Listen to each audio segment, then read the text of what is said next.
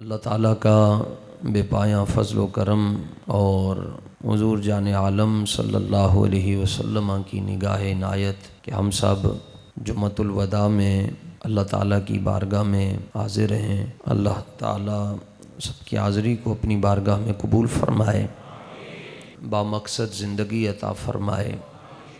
زندگی وہی ہے جو اللہ کی یاد میں گزر جائے۔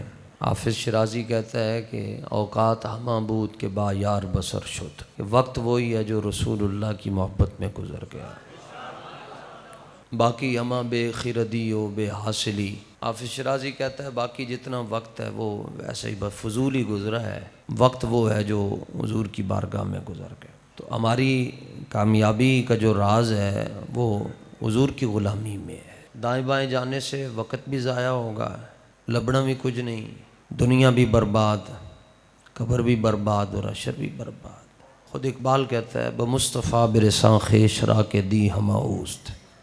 اقبال کہتا ہے جی میں کر سکتا ہے کھچت روح کے اپنے آپ نو حضور دے قدموں چ پہنچاتے۔ اعلان جہاد ہوا چھوٹی عید کے بعد، حضور نے فرمایا کہ احد جانا ہے، بچوں کو اجازت ہے، بچے نہیں جا سکتے، جو بیمار ہیں ان کو بھی رخصت ہے کیونکہ ان کے اوپر جہاد فرض نہیں ہے، قرآن کی یہ نص ہے، لیس علی الاعمی حرج، جو نابینا ہیں ان کے اوپر بھی نہیں ہے، ولا علی المریض حرج، اور مریض کے اوپر بھی نہیں۔ اب رسول اللہ صلی اللہ علیہ وسلم کی صدائے دل نواز سنی، سب بے قرار ہو گئے، اور بے قرار ہونے والوں میں ایک وہ صحابی بھی ہیں جن کی ایک ٹانگ کام نہیں کرتی۔ سرکار کریم صلی اللہ تعالیٰ علیہ وآلہ وسلم کہ یہ وہ وفادار صحابی ہیں کہ ان کے 4 بچے، ہم تو ایک کو بھی دین کے حوالے کرنے سے بہت زیادہ سوچتے ہیں، اے زیادہ سمجھدار ہے، اے اس تو کٹ سمجھدار ہے، اے اس تو کٹ تے اس تو کٹ، جڑا بالکل ہی نکما ہے انہوں مسیطے پا چھڑ، جڑا سمجھدار ہے انہوں کہو کہ تو پیسے کمان دا ول سیکھ۔ ان کے 4 بیٹے ہیں اور چاروں ہی حضور کی غلامی میں، اور ان کی بیوی وہ بھی جب بھی میدان جہاد کا کوئی ذکر آتا تو وہ بھی کسی نہ کسی، حالانکہ عورت پر تو نہیں جہاد، وہ بھی پہنچ جاتی۔ آقا کریم صلی اللہ تعالیٰ علیہ وآلہ وسلم کے یہ صحابی، بلکہ بعض روایتوں میں یہ آتا ہے کہ ان کی جو دوسری ٹانگ ہے وہ بھی خراب تھی۔ سرکار کی بارگاہ میں حاضر ہوئے، حضور نے فرمایا کیویں آنا ہویا؟ عرض کی حضور میں بھی جانا ہے۔ فرمایا کہ آپ پہ تو جہاد فرض ہی نہیں ہے کیونکہ آپ کی ٹانگ ٹھیک نہیں ہے۔ تو حضور کی بارگاہ میں روتے ہوئے کہنے لگے کیا حضور جو لنگڑے ہیں وہ جنت میں نہیں جا سکتے؟ حضور نے فرمایا جائیں گے۔ کامیابی اس میں ہے کہ بس حضور کے قدموں میں خود کو ڈھیر کرتے ہیں۔ چلے گئے جی، اور جانے کا انداز کیا ہے؟ نکلنے لگے، رخت سفر باندھا تو دعا مانگی، صرف بیوی سن رہی ہے یہ دعا۔ کہا یا اللہ میں جا رہا ہوں میدان احد میں واپس کوئی نہیں آنا ہی، تو مینوں شہادت چاہی دی ہے۔ حضرت عمر ابن جموع، غرض میں تجھے کیا بتاؤں کہ وہ صحرا نشین کیا تھے، خبر میں نظر میں آذان سحر میں، اور اگر چاہوں تو نقشہ الفاظ میں کھینچ کر رکھ دوں۔ اقبال کہتا اگر میں چاہوں نا تو میں تمہیں بتا دوں کہ حضرت عمر ابن جموع جو ہے میدان جہاد کے اندر گئے کیوں۔ اقبال کہتا ہے اللہ نے مجھے وہ کمال دیا ہوا ہے، صرف میں تیری آنکھاں دے اگے انج کراں یا کچھ پڑھ کے پھوکاں تو 1400 سال پیچھے ٹر جائیں کہ بدر دے اندر صحابہ کیویں گئے۔ پھر تینوں یہ بھی میں دساں گا کہ میدان احد دے اندر حضرت امیر حمزہ نے اپنا کلیجہ کیویں قربان کیتا۔ پھر میں تینوں یہ بھی دساں گا کہ حضرت سعد رضی اللہ تعالیٰ نے حضور دے سامنے بیٹھن اور حضور اپنا ترکش کھول کے تیر دے رہے ہیں کہ سعد تیر چلاؤ، فدا کا بھی و امی، تم پر میرے ماں باپ قربان ہو جائے۔ یعنی آپ سوچ سکتے ہیں کہ ساری کائنات یہ کہتی ہے حضور آپ پر ہمارے ماں باپ قربان ہو جائیں، اور حضور حضرت سعد کو تیر دے رہے ہیں اور کہہ رہے ہیں اسلام میں پہلا تیر حضرت سعد نے چلایا، اور حضور فرما رہے ہیں اے سعد چلاؤ تیر، تم پر میرے ماں باپ قربان ہو جائیں۔ اقبال کہتا اگر چاہوں تو میں نقشہ الفاظ میں کھینچ کر رکھ دوں، مگر تیرے تخیل سے فزوں تر ہے وہ نظارہ۔ اقبال کہتا تیرے دل دے اندر اے کام میں، اے بزنس ہے، انج کر لو انج کر لو انج کر لو، تیرے دل دے اندر انج پوری دنیا دی محبت، اور پھر رشتہ داراں دی محبت، پھر فلانے دی محبت، تیرے دل دے اندر انہاں محبتاں نے ڈیرے لائے نے تے میں تینوں کیویں دساں کہ حضرت عمر ابن جموح ایک لت دے نال میدان جہاد دے اندر کیویں چلے گئے. اور پھر حضرت عمر ابن جموح چلے گئے اور دعا کیا مانگی, یا اللہ میں واپس گھر کوئی نہیں آنا, مینوں شہادت چاہیے. کیوں؟ کیونکہ شہادت ہے مطلوب و مقصود مومن. مومن کا مقصد پیسہ نہیں ہوتا, برائٹ فیوچر نہیں ہوتا. 10 سال مدینہ منورہ میں صحابہ حضور کے ساتھ رہے جی, 10 سال میں کسی ایک صحابی نے بھی مدینے میں گھر نہیں بنایا. مومن کا تو مقصد یہ ہوتا ہے کہ شہادت ہے مطلوب و مقصود مومن, نہ مال غنیمت نہ کشور کشائی. وہ پیسے جمع نہیں کرتا, آئے پیسے. حضرت عبد الرحمن ابن عوف عرب پتی, آپ کے وصال کے بعد اتنا سونا آپ کی جائیداد سے نکلا کہ اس کو کلاڑوں کے ساتھ توڑا کے. اور حضرت عثمان غنی جیسا امیر کون ہو سکتا ہے؟ ایک جنگ تبوک کے لیے حضرت عثمان غنی نے جو پیسے دیے, حضور ان کو اپنی گود میں رکھ کر اوپر نیچے کر رہے ہیں. اور حدیث ترمذی کی, اور حضور فرما رہے ما در عثمان ما عمل بعد اليوم, آج تو بعد عثمان کوئی نماز نہ پڑھے, عثمان پھر بھی جنتی ہے. آج عثمان نے اتنا خوش کر دیا, اور خوش کس کو کیا؟ رسول اللہ کو خوش کیا. اس دور میں حضرت عثمان غنی نے ایک بزم کے اندر حضور کی خدمت میں جو پیسے رکھے وہ آج کی کرنسی کے اعتبار سے 4.5 ارب روپیہ بنتا ہے. صدیق اکبر کل مال لے کر آ گئے, اور پھر اتنے میں وہ عقیل انصاری بھی آ گئے. اور وہ کیا لے کر آئے؟ 1.25 سیر کھجوراں. کہاں سے لے کر آئے ہو؟ عرض کہ حضور دینے کو تو بہت کچھ جی چاہتا تھا, لیکن تھا کچھ نہیں, غربت ہے, تو میں ساری رات یہودی کا کنواں جو ہے اس میں سے پانی نکال کر اس کے باغ کو لگاتا رہا ہوں. ساری رات میں نے کام کیا, تو صبح جو میری اجرت بنی وہ 1.25 سیر یا 1.5 سیر کھجوریں تھیں, وہ میں نے آپ کی خدمت میں رکھ دیں. اب ادھر دیکھیں کیا دیا جا رہا ہے, اور ادھر 1.25 سیر. حضور نے فرمایا اے تھیلی مینوں دیو. وہ کھجوراں چوک کے نا سرکار نے سارے مالاں دے بارے فرمایا این ڈھیریاں لا دیو. صدیق اکبر دا مال بھی ڈھیر لا چھڈیا, فاروق اعظم دا مال بھی ڈھیریاں لا چھڈ, پھر اگو عثمان غنی دا بھی ارباں روپیہ ڈھیر لا چھڈو. پھر جناب مولا علی, پھر جناب وڈے وڈے جلیل القدر صحابہ, انہاں دا مال ڈھیراں تقسیم کر کے تے ایک ایک کھجور صدیق اکبر دے مال دے اوتے رکھ کے حضور نے فرمایا آج ابو بکر دا مال بھی تاں قبول ہوئے گا کہ عقیل انصاری دی کھجور رکھ چھڈی ہے. حضرت عمر ابن جموح نے دعا منگی, یا اللہ میں واپس کوئی نہیں آنا, مینوں کی چاہی دی ہے؟ بالکل. حضرت سعد نے حضرت عبداللہ ابن جاش کو کہا, اور حضرت عبداللہ ابن جاش نے حضرت سعد کو کہا کہ آؤ ذرا آج دعا مانگیے. تو دعا مانگی جی. حضرت سعد کہتے ہیں یا اللہ صبح میرا مقابلہ تیرے حبیب دے دین دے وڈے دشمن دے نال ہوئے, تو وہ میرے اتے حملہ کرے, پھر میں اودے اتے حملہ کراں, پھر میں جیت جاواں, پھر میں اودی دوڑ لا چھڈاں, اور اودہ سارا جڑا مال ہے وہ میں لے آواں. حضرت عبداللہ بن جاش نے کیا آمین. حضرت سعد نے کیا ہن تسی دعا منگو.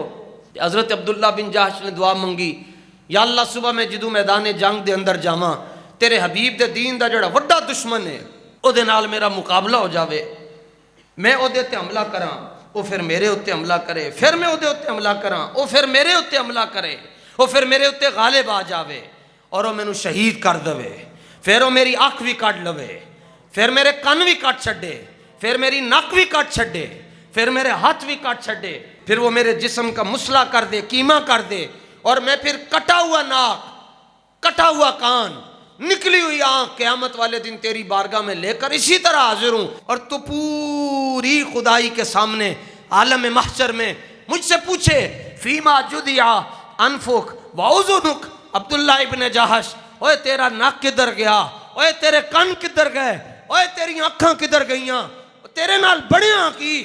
تو میں آگے سے تیری بارگاہ میں کہوں فی کا وفی رسولی کا, یا اللہ کسی اور جرم میں میری آنکھ نہیں نکلی, کسی اور جرم میں میرا ناک نہیں کٹا, کسی اور جرم کے اندر میرے کان نہیں کٹے, یا اللہ یہ جو سارا میں حلیہ بنا کر آیا ہوں یہ تیری محبت میں ہے اور تیرے حبیب کی محبت میں ہوا.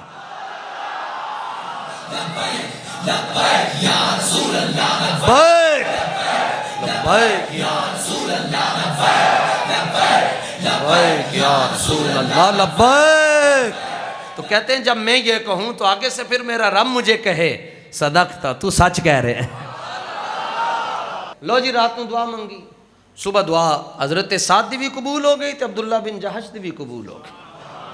لیکن حضرت سعد نے جدوں دیکھے او ہو عبداللہ ابن جہش وہ ان کی آنکھیں بھی نکال لی گئیں. سب سے زیادہ ظلم جو ہے نا جی میدان احد میں حضرت امیر حمزہ پہ ہوا, عبداللہ بن جہش پہ ہوا, اور وہ جو گھاٹی کے اوپر جن کی حضور نے ڈیوٹی لگائی تھی عبداللہ بن جبیر, ان کے اوپر یہ سب سے زیادہ ظلم ہوا کہ ان کے جسم کو بھی اذیتیں پہنچائیں گئی. تو پھر حضرت سعد کہا کرتے تھے دعا میں بھی منگی لیکن جڑی دعا عبداللہ بن جہش نے منگی وہ میری دعا نالوں بڑی چنگی سی. ہماری 15 روزے کے بعد شاپنگ شروع ہو جاتی ہے. حضور 17 کو بدر میں گئے اور چھوٹی عید ہماری چھٹیوں میں گزرتی ہے. حضور عید کے فوراً بعد میدان احد میں تشریف لے گئے اور وہاں حضور کے 2 دانت مبارک بھی متاثر ہوئے اور یہاں پر حضور کو پتھر بھی لگے. عمر ابن جموع نے دعا مانگی, یا اللہ میں واپس کوئی نہیں آنا کیونکہ میں نے کی چاہی دی ہے شہادت چاہی دی. بولو کی چاہی دی ہے شہادت چاہی دی. گئے شہید ہو گئے. عمر ابن جموع رضی اللہ تعالیٰ عنہ کے بیٹے وہ کہتے ہیں کہ ہم نے آپ کے جسم مبارک کو سواری کے اوپر رکھا اور سواری کو ہم نے مدینہ منورہ کی طرف ہانکا لیکن سواری ادھر جانے کا نام ہی نہیں لے رہی. حضور نے ہمیں دیکھ لیا, فرمایا کیا کر رہے ہو؟ عرض کی حضور ہم چاہتے ہیں کہ ابا جی کی قبر جو ہے وہ ادھر بنے لیکن سواری ادھر نہیں جا رہی. سرکار نے فرمایا جانی بھی نہیں ہے. فرمایا کہ رات عمر ابن جموع نے اپنے گھر میں ایک دعا مانگی تھی اور اس دعا کے اوپر ایک ہی گواہ ہے, اس کی بیوی. حضور اپنے کاشانہ اقدس کے اندر جلوہ گر تھے لیکن وہ جانے خبر ہیں اور ہر خبر ہے ان سے وابستہ. یعنی دعا گھر منگی جا رہی ہے اور حضور اپنے گھر میں دیکھ رہے ہیں. عمر ابن جموع رضی اللہ تعالیٰ عنہ کو میدان احد میں دفنا دیا گیا اور سرکار نے کیا تو آیا نہ ڈرتے کیوں بد نصیبہ. حضرت امام الانبیاء نے فرمایا کہ ایک منظر تم نے آج دیکھا ہے کہ عمر ابن جموع کی جو سواری ہے وہ مدینہ منورہ کی طرف نہیں جا رہی. فرمایا کہ ایک منظر قیامت والے دن دیکھو گے کہ جب عمر ابن جموع اپنی بیساکھی لے کر جنت کی زمین کے اوپر قدم رکھ رہا ہوگا تو جنت کی زمین عمر ابن جموع کے قدموں کے نیچے آ کر لف رہی ہوگی. اس لیے ہماری کامیابی حضور کے قدموں میں ہے. دائیں بائیں جانے سے کچھ بھی نہیں مل رہا, صرف حضور کے قدموں میں. لوگ کہتے ہیں آگے جاؤ, مظفر وارسی کہتا ہے پیچھے جاؤ. 1400 سال پیچھے. میں اس زمانے کا منتظر ہوں جب زمانہ بے مثال ہوگا, ہر ایک مسجد مدینہ ہوگی, ہر ایک مؤذن بلال ہوگا. زندگی کیسے گزارنی ہے جی؟ 5 چیزیں جی حضور نے ارشاد فرمائی, بڑی آسان چیزیں, صرف 5. اور عبداللہ ابن عباس کو فرمائی. اس کو امام ترمذی نے روایت کیا, امام حاکم نے روایت کیا, مشکات شریف کے اندر حدیث موجود ہے.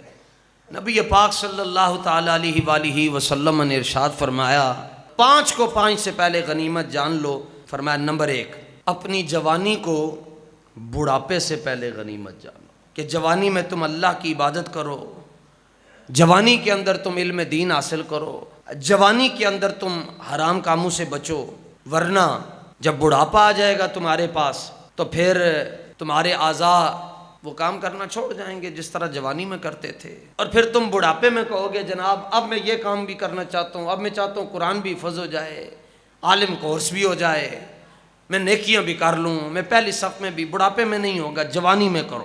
بلکہ ارشاد فرمایا جس بندے نے اپنی جوانی کو صحیح گزارا اور اس کے اوپر بڑھاپا آ گیا اور وہ جس طرح جوانی میں اپنے رب کی عبادت کرتا تھا بڑھاپے میں نہ کر سکا لیکن جوانی میں کرتا رہا, تو فرمایا کہ جب اللہ اس کو ثواب دیتا ہے تو اس کو جوانی کی عبادت کے اعتبار سے ثواب دیتا ہے.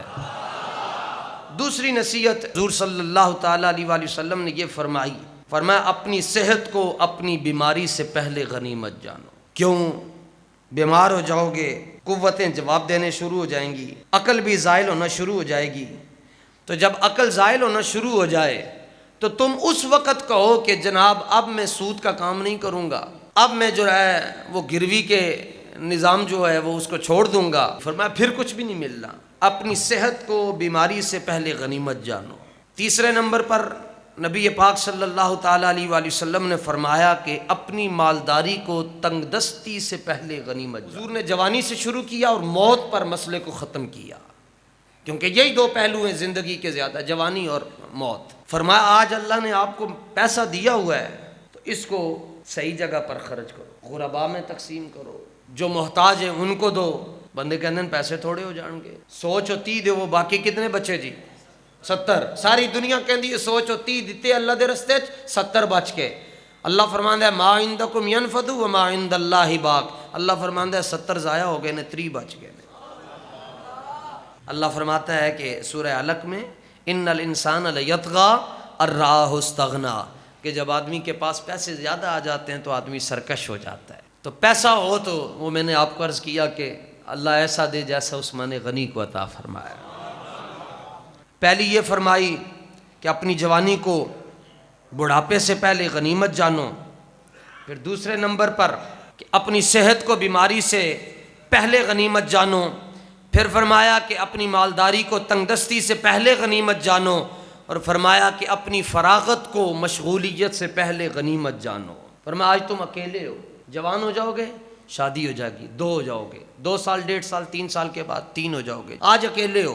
جتنا کام کر سکتے ہو اپنے حضور کے دین کا فرمایا اتنا کام کرو اللہ کی عبادت کرو نیکی کے کام کرو لوگوں کو نیکی کی دعوت دو برائی سے منع کرو آج اللہ نے تمہیں موقع دیا ہوا ہے تو اپنے آپ کو اس رستے پر لا کر کھڑا کر دو بلکہ قرآن پاک میں سورہ مومنون میں اللہ تعالیٰ نے ارشاد فرمایا کہ جب کسی کے پاس موت چلی جاتی ہے تو وہ کہتا ہے رب ارجعون لعلی اعمل صالحا فیما ترکت کلا میرے یا اللہ مجھے تھوڑا سا مہلت دے میں جا کر نیکی کا کام کر رہا ہوں آگے سے آواز آتی ہے ان اجل اللہ اذا جاء لا یؤخر 40 سال دیتے نہیں سن پھر 5ویں نمبر پر امام الانبیاء صلی اللہ تعالیٰ علیہ وآلہ وسلم نے فرمایا کہ اپنی زندگی کو موت سے پہلے غنیمت جانو ہم نے سمجھا ہوگا زندگی جو ہے نا یہ تماشا ہے کچھ نہیں ہوتا اپنی مرضی ہے جو مرضی کر لیں بڑے بڑے بال رکھ لیں پونیاں لا لو کیوں زندگی ہے کون سا روز روز ملتی ہے نکر شرٹ پا کے آؤ پہلی دوسری صف کے اندر کھلو جاؤ پھر کیا ہوتا ہے دنیا کے کسی محکمے کے اندر آپ اس طرح نہیں جا سکتے جس طرح لوگ مسجد کے اندر آتے تو فرمایا کہ اپنی زندگی کو موت سے پہلے غنیمت جانو اور کتنا ٹائم ہے زندگی اور موت کا سرکار نے فرمایا اے کر کے بندہ کہتا ہے السلام علیکم ورحمۃ اللہ فرمایا اس تو پہلے بھی موت آ سکتی اور فرمایا وماذا تدری نفس ماذا تکسب غدا وما تدری نفس بأی ارض تموت کسی کو بھی نہیں پتا اس نے کہاں مرنا ہے تو فرمایا اپنی زندگی کو موت سے پہلے غنیمت جانو پھر قیامت والے دن جب بندے کے سامنے جہنم لا کر کھڑی کر دی جائے گی نا سورہ فجر کی آخری آیات ہیں بندہ کہے گا یا لیتنی قدمت لحیاتی کاش کہ میں نے اپنے آگے کے لیے کچھ نہ کچھ بھیجا ہوتا ہماری زندگی لمبے بال رکھ کے نہیں ہماری زندگی کافروں کا لباس پہن کر نہیں وہ حضور کے زندگی کے مطابق سجتی ہے فرمایا یہ 5 جامع وصیتیں جامع فرمایا کہ اپنی جوانی کو بڑھاپے سے پہلے غنیمت جانو فرمایا کہ اپنی صحت کو بیماری سے پہلے غنیمت جانو